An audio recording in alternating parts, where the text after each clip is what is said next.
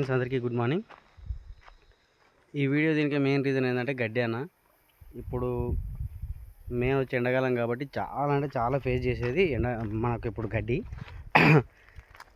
ఎందుకు ఈ విషయం చెప్తున్నా అంటే నా దగ్గర ఇప్పుడు ప్రజెంట్ అయితే 3 పెద్ద బర్రెలు, 4 చిన్నవి, మరీ చిన్నవి ఒక 3 ఉన్నాయన్న, మొత్తం 10 ఉన్నాయి. గడ్డితో చాలా ఇబ్బంది అవుతుంది అన్న ఇప్పుడు ప్రజెంట్. ఎందుకంటే నా దగ్గర గడ్డి బాగానే ఉంది, అంటే ఎక్కడ పెట్టినా నేను, కానీ నీళ్ళు సరిపోక గడ్డికి చాలా ఇబ్బంది అవుతుంది. ఒకసారి మీకు నేను మొత్తం ఇది చూపిస్తాను, నా దగ్గర ఉన్నది. అది చూసిన తర్వాతనే మీరు ఇలాగా అర్థం చేసుకోండి అన్న. కొత్తగా బర్రెలు తెచ్చేటోళ్ళకైతే ఇప్పుడు నేను వద్దనే చెప్తాను, ఎందుకంటే గడ్డి మంచిగా ఉంటుంది తేవచ్చు, లేకపోతే తేకుండా. ఇక ప్రజెంట్ వచ్చి చూడండి, కనిపిస్తుంది కదా నా బావి. ఇప్పుడైతే ప్రజెంట్ 6 మెట్లు ఉన్నాయి. రోజు పెట్టుకుంటూ పోతే ఇప్పుడు 2 నుంచి 4 లేదంటే ఒక 3 మెట్లు మాత్రమే పెరుగుతాయి. ఎకరా భూమికి 3 మెట్లు అంటే సరిపోతాయి లేదా ఒకసారి మీరే అర్థం చేసుకోండి.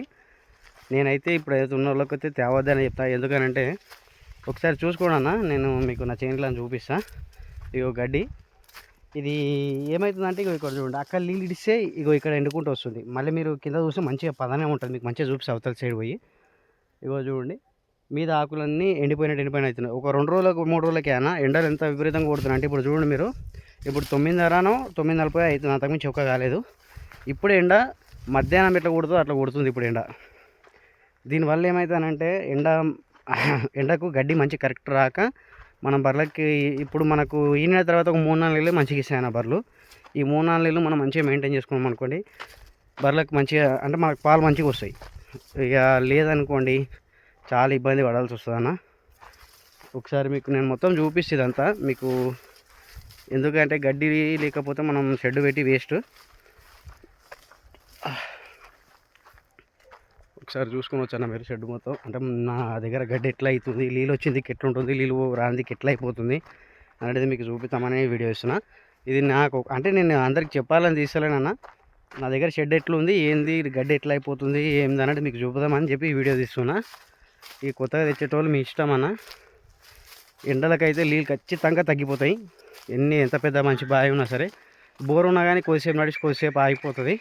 కాబట్టి అట్లా కాకుండా ముందే కొంచెం జాగ్రత్త తీసుకోండి అని చెప్తున్నాను నేను. కొంచెం ఆలోచించిన తర్వాతనే గేదెలు తీసుకురండి అన్న. చూసారు కదా, ఇగో ఇక్కడ నీళ్ళే వస్తలేవు ఇటు సైడ్, రోజు ఇడుస్తున్నా. ఇగో నీళ్ళు రాందికి ఇట్లా ఎండిపోతుంది. మరి ఇడిపోవచ్చు కదా అని మీరు అనొచ్చు అన్న. నేను డైలీ ఇడుస్తున్నా, కానీ ఏమైందంటే ఒకటే సైడ్ మొత్తం ఇడవనీకి కుదరదు కదా, ఒకసారి ఒక దిక్కు ఇడుస్తా. ఇప్పుడు మన షెడ్ దిక్కు పెట్టినప్పుడు, మొక్కజొన్నకు పెట్టినప్పుడు, తర్వాత ఇక్కడ వచ్చేసరికి ఇట్లా అయిపోతుంది. కాబట్టి ఎండాకాలం చాలా జాగ్రత్తగా ఉండాలి. ఈ పచ్చి మేతను నమ్ముకొని ఉంటారు కాదు, ఎండమేత, వరిగడ్డి అన్నీ తెచ్చిపెట్టుకోవాలి. ఇంకోటి నా దగ్గర ఇప్పుడు గడ్డి ఆగడానికి మెయిన్ కారణం ఏంటంటే చాప్ కట్టర్ అన్న. అది తెచ్చి నుంచి అయితే చాలా యూజ్ ఉంది నాకు. నేను దాని గురించి ఒక వీడియో తీస్తాను.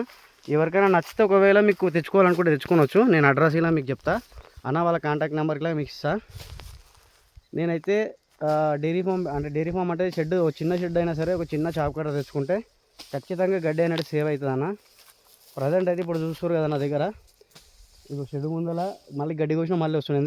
ఎందుకు వస్తుందనంటే ఆడ పెండ, ఇప్పుడు ఉన్న పెండ దాని నుంచి వచ్చే బలం, దానికి గడ్డి స్పీడ్గా పెరుగుతుంది. నేను మీకు చాప్ కట్టర్ గురించి ఎక్స్ప్లెయిన్ చేద్దాం అనుకుంటున్నాను. చాప్ కట్టర్ తెచ్చిన తర్వాత నాకు ఎట్లా యూజ్ అవుతుంది, అది ఎన్ని బర్రెల వరకు యూజ్ అవుతుంది అనేది ఇలా మీకు ఎక్స్ప్లెయిన్ చేస్తా. నాకు సపోర్ట్ చేసిన వాళ్ళకైతే చాలా థ్యాంక్స్ అన్న.